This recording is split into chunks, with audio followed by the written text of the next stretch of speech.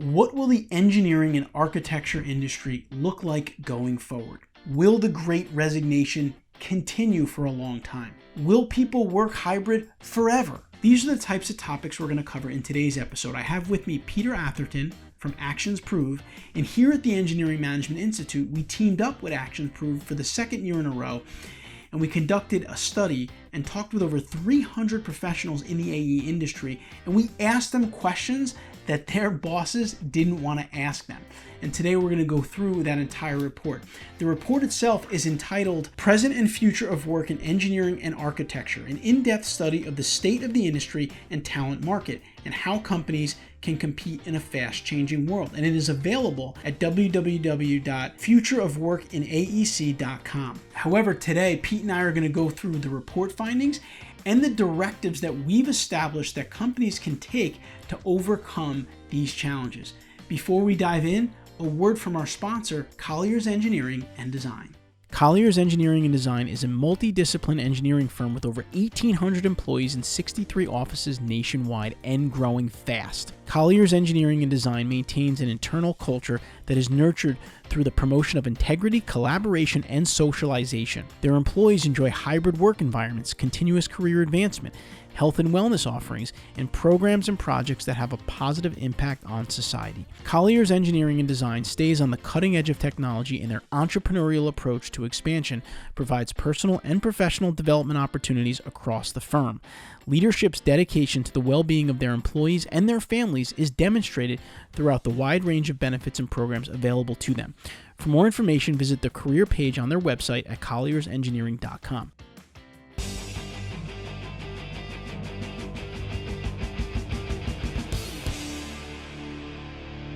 Welcome aboard, everyone. We're excited for this episode today. We're simulcasting this episode across two podcasts, the Civil Engineering Podcast and the AEC Leadership Today podcast. Anthony Fasano here from EMI. I'm here with Pete Atherton from ActionsProve, and we're excited to bring you information from the study that we did again this year together that's focusing this year on the present and future of work in the AE industry. Pete, welcome aboard. It's great to see you, Anthony. It's great to be here, and it's great to do our second joint podcast. Yeah, it is. We're excited because there's so many things going on in this industry. If you're a regular listener, you're aware of that. Obviously, going through COVID, having everybody work at home. Now there's kind of hybrid for some companies. Some companies there isn't. We've got infrastructure funding, all kinds of infrastructure projects. We've got supply chain issues. So there's just lots of stuff going on. And this study that we did really served to kind of get a feel across the industry for AE professionals on what their thoughts are on employment, on the industry going forward, and really uncovered some very interesting things. So before we jump in, Pete, you want to talk a little bit about kind of the process that we went through to accumulate this data? Yes. So at the end, and we've been friends and sort of talking about the industry for a long time now. And at the end, we as before COVID, but then certainly as COVID sort of started to take hold, we were having conversations and seeing a lot of trends in the industry throughout 2020. And at the end of 2020, we said, okay, there's a lot of things happening. There's a lot of change. What's going to be permanent? What's going to be temporary? And so we wanted to capture what was going on in the industry. And so last year, we initiated the Future of Work in AEC to really sort of capture the moment.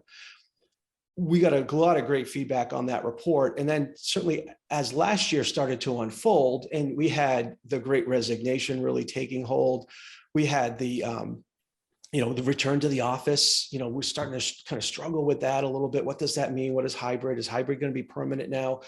We saw that there weren't only macro level changes, but there were micro level changes. And so this year, as you mentioned, we wanted to dive into both the present and the future of work. And so that was it. We really wanted to figure out what was happening and why.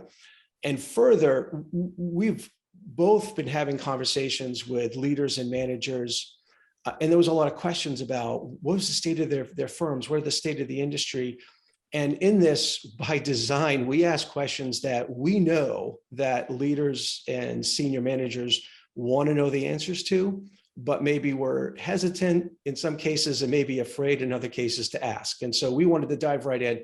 And again, the context for a lot of this is also employee engagement, retention, and belonging, because we know that those are drivers of value, sustainers of value, and really just show a commitment to the things that are mattering today, which is people and culture. So and one other point too is like we've, as we were finalizing the report, we've shared some advanced copies of this report, and similar to last year, we're getting some really good feedback. And so I'm excited for this and excited for, the basis of this report and what we're able to share with the industry. Yeah, for sure. And one last thing that I'll mention before we kind of dive into some of the content of the report is that we did go through a process with a third party. We worked with a company that specifically does data collection, research, report preparation, and they gathered the data for us. So this wasn't just, EMI and ActionsProve going out, surveying people, getting information, putting something together. We used a very reputable firm that we've used them 2 years in a row now. They've done really great work. And so that's an important part of this process. I think there are a lot of white papers and different things out there, and you want to really understand the source of it. And we had really good data in terms of different types of companies, different types of organizations. And if you download the report, which is available at futureofworkinaec.com, you'll be able to read all that and see all the data and see all the really awesome charts and graphs. And if you're watching this on the YouTube version, you'll also be able to see some of that we're going to put up on the screen here as we go through it. So with that, let's jump in a little bit. And Pete, let's start off. I'm going to ask you a question to get things rolling here. Why would you say that the Great Resignation isn't over just yet? How did the report kind of tell us that? Yeah, and for context too, I mean, the Great Resignation, right? It's something we've been hearing about for a long time, or at least well over a year now. I remember last summer having summer 2021, having conversations with regional leader groups, and even into early last fall. And I'd mentioned Great Resignation. People say, "What are you talking about?" So it's been around for a while, but really probably catching hold within the last year of it being more sort of in the vernacular. But that being said, I see it in my work with firms where people can't really get ahead. So multiple firms saying something along the lines of, "Well, I'm able to hire 3 people, but then I lose 2. And the 3 that I'm hiring are junior, and the 2 that I'm losing are mid-level. So am I really gaining in that?" So I see it happening, and we saw it in the data. And one interesting thing is if you read some of the real great work that's been done across industries, really across the world on the Great Resignation by the McKinseys and the Bains, based on our research, we're really no different than a lot. I mean, what's fueling the Great Resignation across industries across the world is very much the same things that are fueling it in our industry based on the data.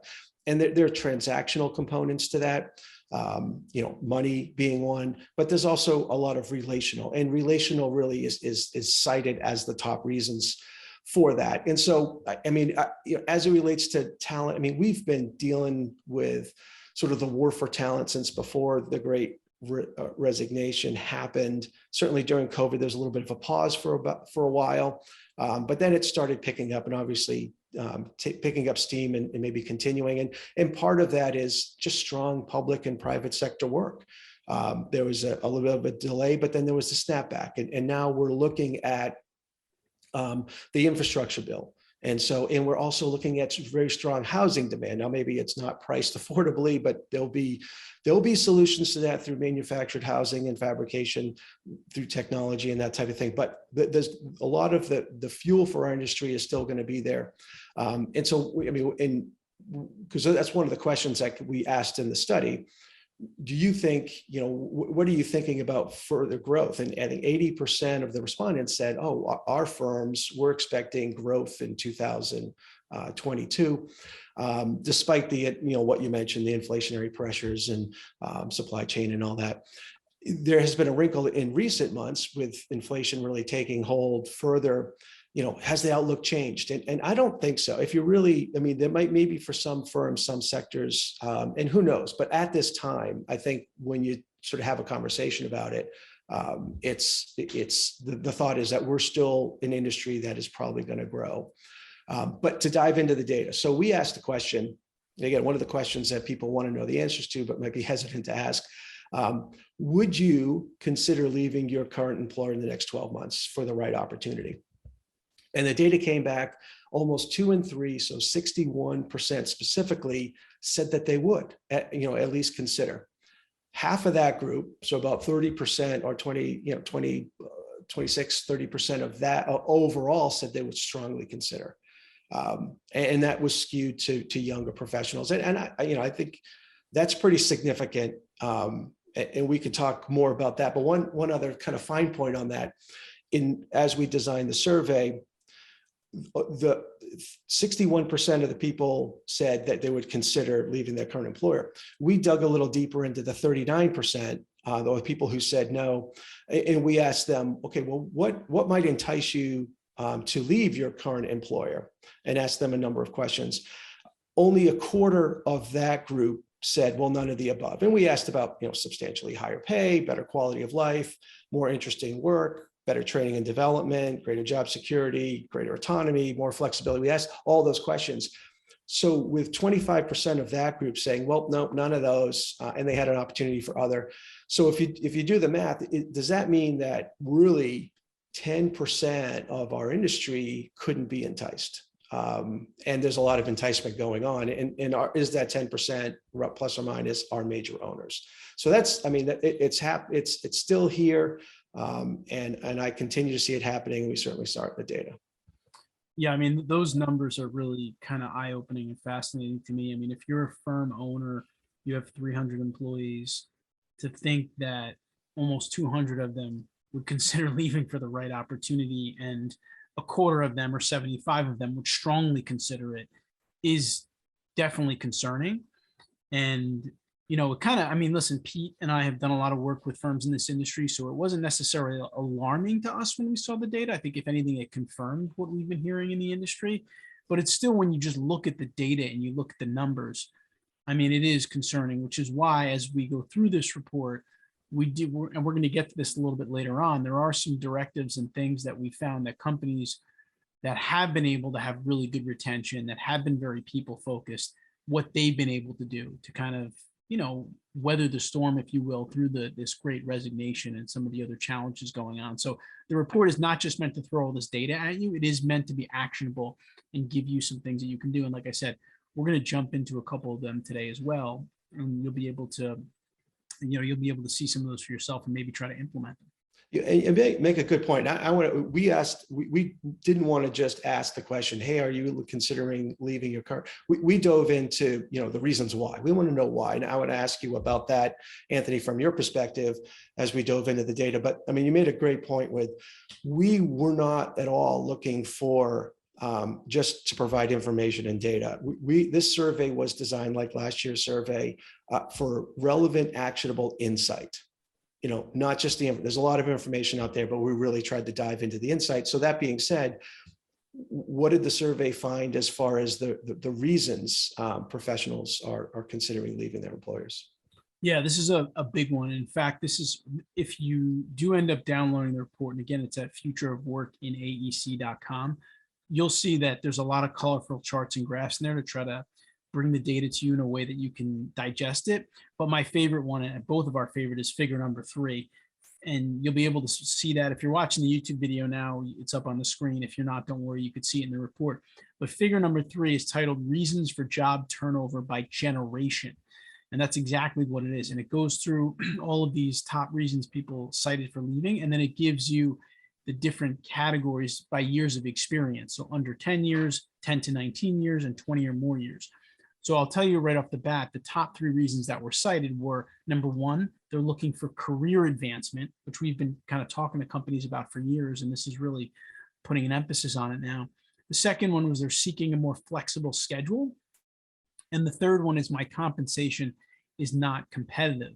And drilling down a little bit on some of those numbers, the one that people are saying the most, which is looking for career advancement, 47% of those were under 10 years of experience, 47 of those were under 10 years experience, 50, 10 to 19, and then 37 at 20 or more. So it's pretty consistent actually across the board. Yeah, there's a little bit more with people with less years of experience, but even your 20 or more, you have a significant number of people that are looking for more career advancement. And that's why, obviously what Pete and I do a lot is focused on, career advancement, leadership development. It's just a critical thing right now. I mean, that's what people are looking for. And then, of course, seeking a more flexible schedule. This is something obviously right now people are looking for. I mean, we had COVID and it was, we went from nobody can ever work from home in the engineering industry to overnight, everyone's working from home 100% in the engineering industry. And now what's happening is there's many firms are faced with this challenge of what do we do now? Do we try to get people to all come back to the office?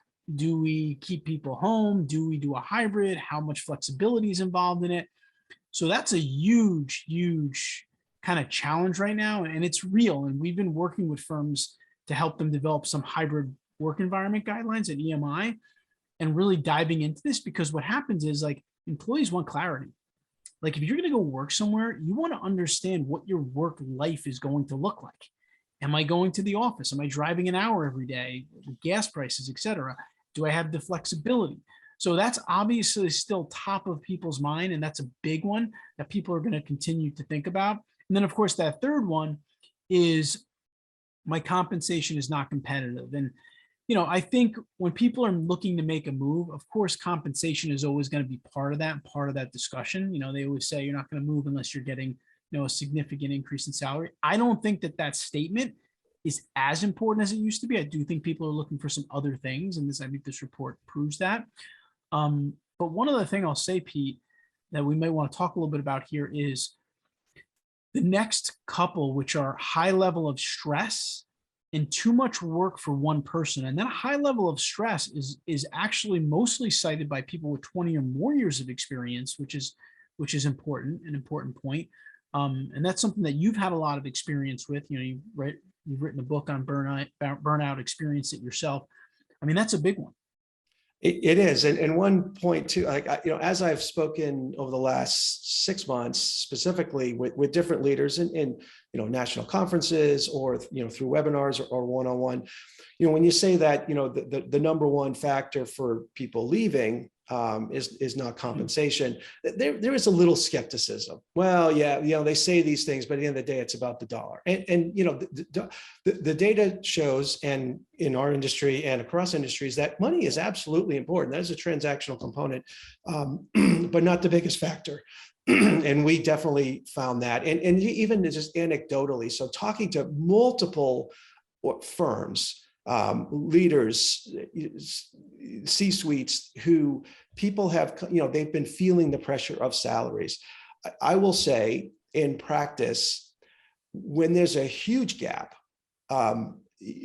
people have come to leaders and said something to the extent of, I love the culture here. I love our relationship. I can see some career development, but there's such a gap here that I feel like I'm doing my family a disservice by not taking this opportunity, even though my career, it's going to be a little harder for me. We can now take this next step. And so if you just neutralize the money, it doesn't mean match it. It doesn't in a lot of these cases, but if you can neutralize the money factor, I think if you do offer career advancement, and not just training, but advancement, there's a nuance there, and the flexible work schedule, and allow people to kind of win at work and win at life, I think you just get neutral on the money and it happens. So anyway, there's skepticism, but at the same time, I see and I hear really it's the money plays a factor, but not the biggest piece. To answer your question, there's so much data that we went through, with our third party, and there's only so much that makes it in the report, but we really wanted to look at these generational differences. And the idea of this heat map, this figure 3 was really great, because it did, again, we're not just focused in on if we really want to understand what's going on in our organization and why and at different levels, because a nuanced approach is absolutely critical to our success moving forward. If we just took the top 3, we would end at that.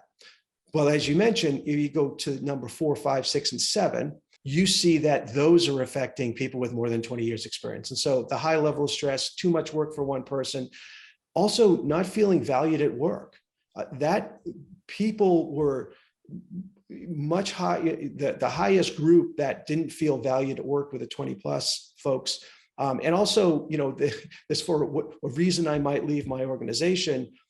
2 times, people with 20 years experience were 2 times more likely to cite ineffective leadership team.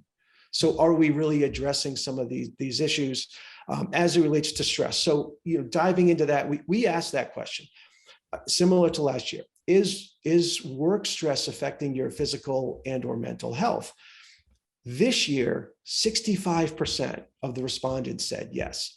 That's up from 49% last year. Now, 49% was pretty significant, but 65%, and it's part of overall stress. Now, maybe there's a lot going on in life. We talked about some of the mental health concerns overall. We talked about the shadow pandemic in the report, but when almost 2/3 of our people are saying it's causing physical and or mental health concerns, the stress, the question is, do we want to be part of the solution at work, or are we just adding the stress? That's just a different discussion. But ultimately, this gets to your point, and I see this in not just throughout firms, but particularly leadership teams. The stress eventually can lead to burnout, and burnout is a big deal. And we asked that question too. 30, do you feel burned out at work? 32% said always or often, 47% sometimes, and only 21% said rarely or never. So that's 79% at least sometimes. And it is a big deal. There's a redefinition of burnout. It has a lot of different features, but it is a bigger deal. It's not overwhelm. Overwhelm leads eventually to this, but if someone's burned out, if a team is burned out, it leads to a burnout disengagement cycle, and really a lot of sort of dysfunction or lack of function in an organization, and it is a big deal. Yeah, no, undoubtedly, it's something that I've heard in talking with engineering professionals on the phone, one-on-one. Hey, I want to find a new job. I just can't keep up here anymore. It's just too much work. Or when we survey professionals around some of our training programs, what could your company do to help you be more engaged, happier in the workplace? We've had the answer multiple times: hire more people. And so it's obvious that the stress and the burnout is definitely there. And that hiring more people is part of the answer. But as we dove in a report, is it more full-time traditional employees? Can it be part-time? Can it be independent professional freelancers? You have to have some different skills from an organizational development front to get there. But the one thing about, if someone is burned out, right? It is, before COVID, the World Health Organization reclassified and redefined burnout. Reclassified it as an occupational phenomenon. So there's 2 components. There's an individual component for sure, but there's also an organizational component. And by definition, right, there's 3 characteristics. If somebody's feeling burned out, it is, loss, feelings of loss of energy, depletion, and exhaustion, right? But it's also increasing mental distance from our job, maybe some cynicism or some negativism, and reduced efficiency, reduced efficacy. So if you're seeing that, at some point, the stress comes to a point where it's just hire more people, whatever. That's starting to creep into some cynicism and negativism, where if you're sensing that, there's just a different approach. And sometimes just adding more people is part of the solution, but that will not be the full solution if sort of burnout has taken hold. Yeah, agreed. It's not just, you can't just pull more people onto the ship and all of a sudden everything is fine. It has to be, it's like a lot of firms too, Pete, they'll do an acquisition and say, hey, we just made an acquisition, but that's just bringing more busy people on board. It's not necessarily going to make anyone, less stressed. So, right. Well, and one interesting phenomenon when we saw in the data, right? So there is this differentiation of, the more than 20 plus year experience, twice as likely to cite high level of stress than people with less than 10 years experience, and 1.5 times more likely and had cited stress as a reason to leave. That really uncovered something that we've spoken about and that I see in the industry, and that gets into the shape and the function of our industry. And because of the Great Recession 10 to 15 years ago, there was a whole group of people who didn't enter our industry, or maybe who were young and back in 2008, 9, and 10, that didn't stay with the industry. They got laid off and didn't come in. So that bubble 10 to 15 years later are our middle managers. Like there are project managers. And that's why a lot of people say we have no or little middle. Well, it's because the shape of our industry is not a pyramid, as it may have been 20, 30 years ago. Our shape is more of an hourglass. So given the nature of our work, the nature of our industry, there's certainly a pressure point in the middle. Our managers are feeling a lot of pressure, and there's a lot that's one of the more complicated jobs we have. And we'll get into training a little bit, but we don't often train for that. But because of the nature of our industry, we got to stamp things, client service. The pressure also flows up. It's not flowing down. And so because we have this hourglass, when it relates to getting stuff done, serving the client, the pressure does flow up to senior talent. And we're seeing that in the data, and I've seen that for a long time. And at the same time, there is frustration below the pinch point, and I'm not getting career development opportunities. I'm not seeing advancement. I do some work, but maybe I don't get the feedback on whether I did it right or not. And so this sort of shape of our industry, and if maybe the shape of most firms as a result, that's causing, we have to think about work a little differently, not just add more people. There's some other factors, and we talked about some of those in the report too. For sure. And that's kind of what we want to do here to kind of end off our episode today, is we want to get into the actionable items. We came up through this report with 7 directives that describe what people first AE companies kind of do differently in order to kind of minimize resignation and stay engaged with their workforce. And all 7 of them are really outlined in detail in the report. Again, you can get the report of Future of Work in AEC.com. That's Future of Work in AEC.com. We're not going to go through all 7 of them today, but we are going to touch on 2 of them. However, before we dive into those 2, I'm just going to read through all 7 of them, just so you can kind of get a feel for what they are. And the first one is to understand that the Great Resignation is far from over. Pete talked about that earlier, and we're totally on board with that. Number 2, commit to training and development as a strategic asset. And I'm going to speak on that one in just a minute here. Number 3, use a people-centric, data-driven approach to surface hotspots. And Pete will dive into that one in just a few minutes. Number 4, consider quality of life as a critical benefit in the employee relationship. That's a big one, and that's kind of what we talked about already a little bit with the burnout and the stress. Number 5 is to revisit the company's mission and vision, right? People want purpose. They want to be working towards something. Number 6, strengthen hiring practices for more part-time and freelance professionals. So Pete also talked about that as being a potential part of the solution. And then number 7 is to design a future of work that is above all flexible. I mean, flexible work is something not that people are hoping for today. It's something that people are expecting today. And so with that, first I want to talk a little bit about number 2, commit to training and development as a strategic asset. At the Engineering Management Institute, most of what we do is corporate learning and development, project management, people leadership, seller doer, BD training. And when we work with companies, one of the things that we tell them is the reason that training is such a good investment is because it gives you 3 different returns on your investment. One is obviously you're developing your people. And if it's project management or people leadership, usually it can really drive up profitability of the company. Secondly, if you're developing people in that manner, they're going to stay on board, because believe it or not, these training programs are not that common in the industry. Companies just don't provide a lot of training. So they're going to see you as rare, and they're going to want to stay on board with you. And then the other kind of return on investment is the recruiting or the attraction side of things. We've done multiple surveys at EMI that confirm also what we've confirmed in this report, which is above all else, people want learning and development. They want career growth and support.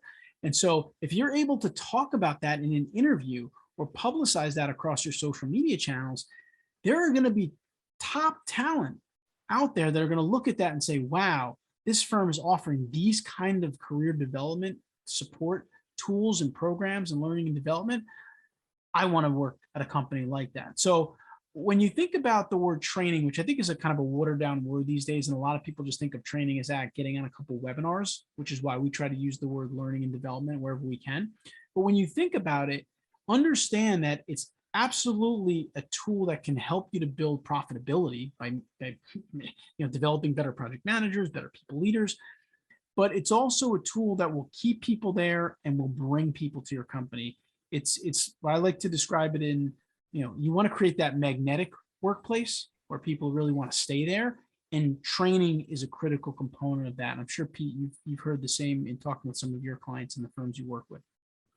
Absolutely. I mean, it is, and there's, people don't come out of school with the same skill sets, and we really need to train them up, not just from a technical perspective, not just from a scope, schedule, and budget, project management.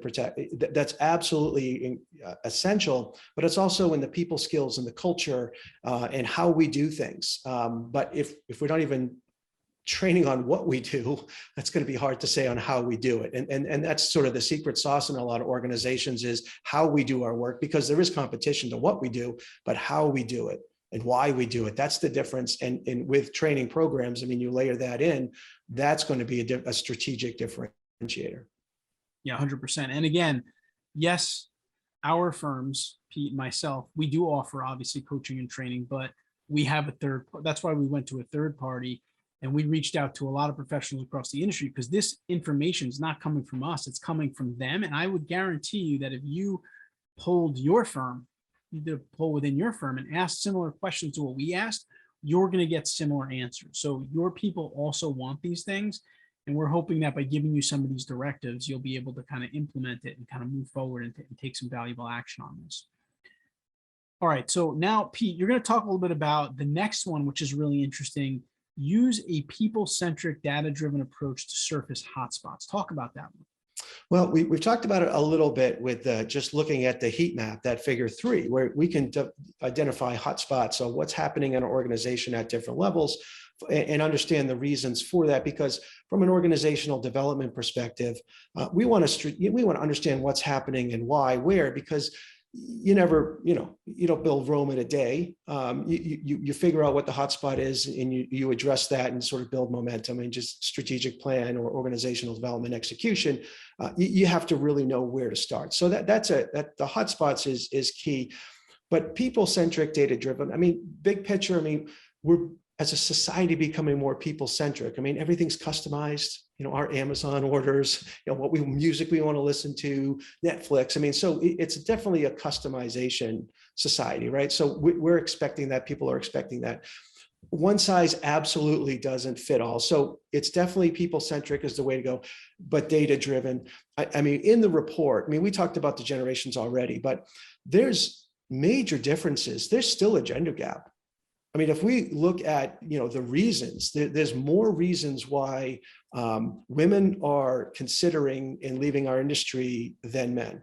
And the gap is, some of the initial feedback I've gotten is that's something I've gotten from some of the advanced reports that have been out there is, wow, we still have a generation gap. And so we have to understand that if we want to attract and retain more women to our industry, we've got to continue to do different. And maybe, we're on the right path and we're closing the gap. I mean, let's see based on the data, but there's still a gap. And so we have to really dive into why. So that's why the data-driven approach is key.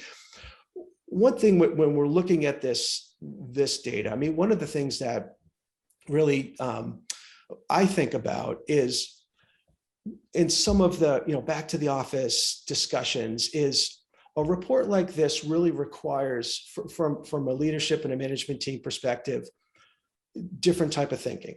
So a lot of times, and especially in our busy, and again, a lot of leaders and senior managers haven't had our reset time because we've been on the go from COVID starting.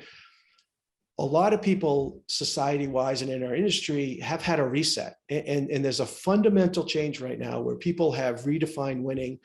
They want to win at both work and life while making a difference and having an impact. And they're making a valued decision on whether their current employer, whether this career is something that allows them to win at work and life.